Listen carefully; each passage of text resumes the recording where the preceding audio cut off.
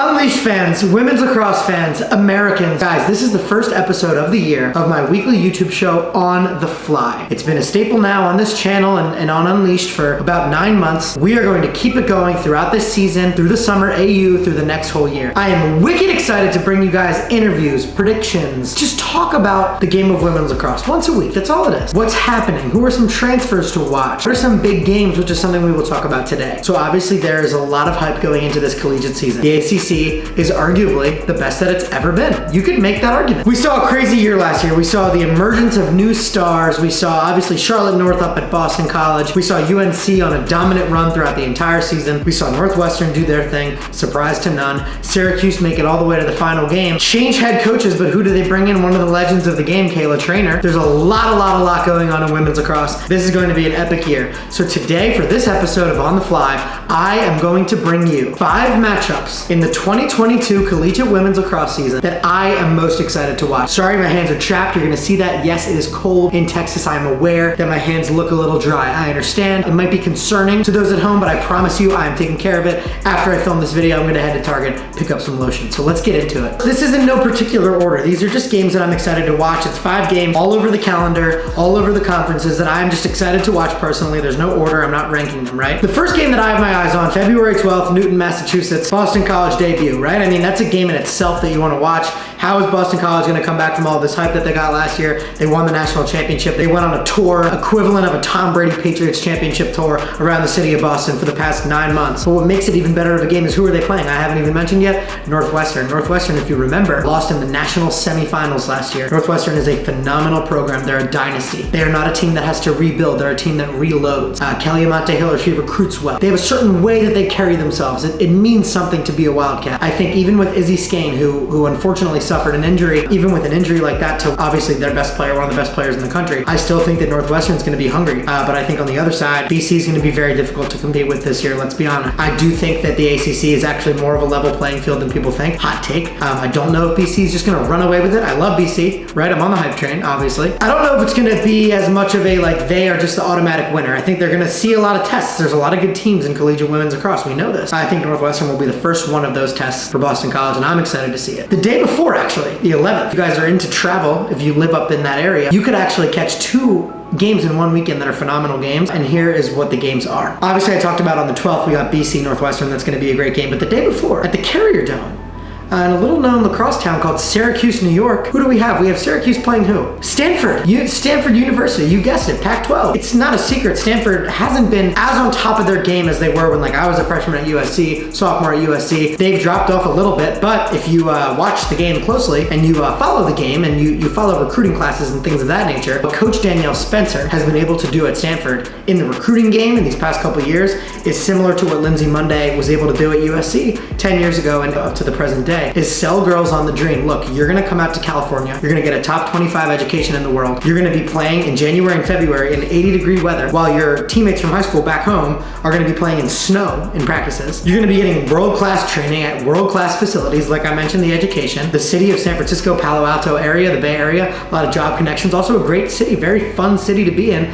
Same with Los Angeles. Danielle Spencer has been able to acquire the #1 recruiting class in the nation this year, according to Inside Lacrosse. So I'm looking at this game to see, she's gonna put those freshmen up. They're gonna be up to battle. They're gonna be up to the test.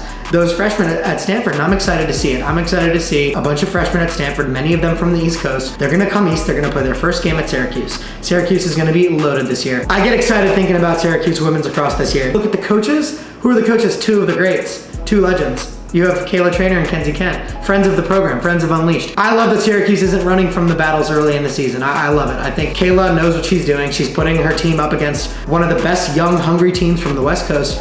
First game of the season, that's going to be epic to watch. I'm excited to watch that. That is my #2 game of the year that you need to watch, that I will be watching. February 26th, Florida Gators, another great program of the past around 10 years. Is always on the map, always good, always fielding competitive teams. They make it far in the playoffs. It's a good program down there in Gainesville. They are actually going to be flying up to College Park, Maryland to take on the Maryland Terrapins. Now, Maryland, obviously last year, it was no secret. They didn't make the Final Four. They didn't make the championship. They didn't achieve that level of success that we are used to seeing Maryland achieve.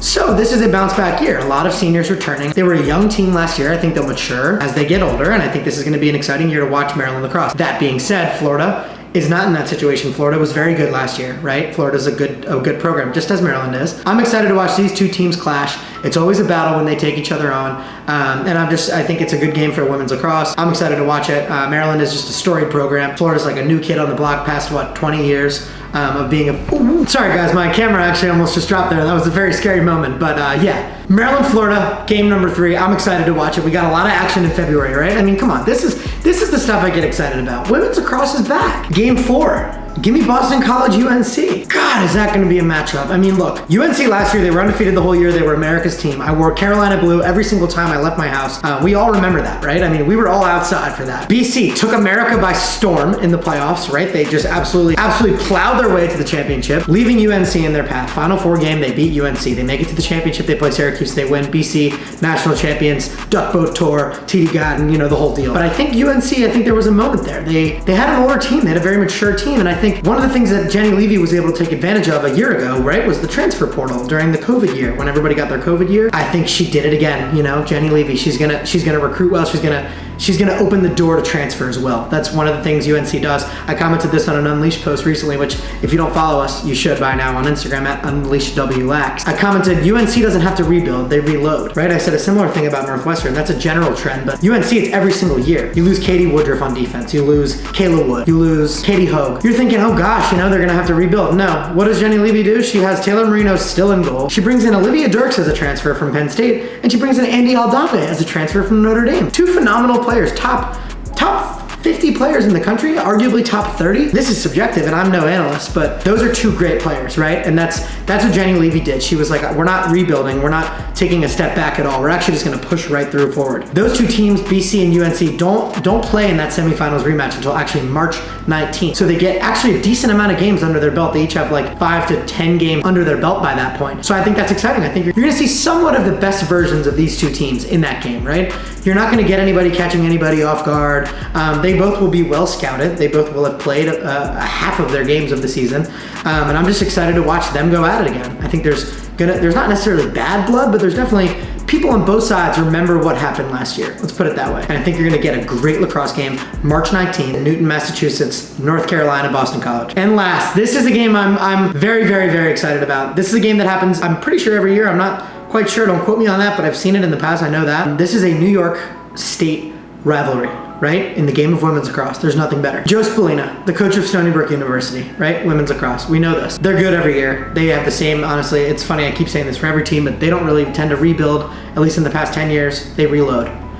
He recruits well. He keeps girls on Long Island from going to schools like USC, Stanford, UNC, Maryland. He keeps girls on the island. He also keeps them from Syracuse, which is the number 5 game that I'm most excited to watch this year. Very early in the season, Stony Brook, Syracuse. February 20th, it's a Syracuse home game. You got Stony Brook, they're leaving the island. They're driving up north. They're passing New York City on their right, Manhattan, hello. And they're going all the way right up into the cold, cold north. Syracuse, New York, where they will take on Syracuse in the Carrier Dome. Each of these teams will only have a week under their belt at that point. You're gonna see mistakes, you're gonna see coaching moments, and that's actually what I love about the early part of the women's lacrosse season. Last year, one of my favorite games of the whole season was when Carolina played Stony Brook at the beginning of the year, and it was like the first game after the COVID craziness, and it was just women's lacrosse was back, and everyone was just so excited and jittery to even be playing, and then you kind of got to watch both of those teams progress from that moment throughout the season.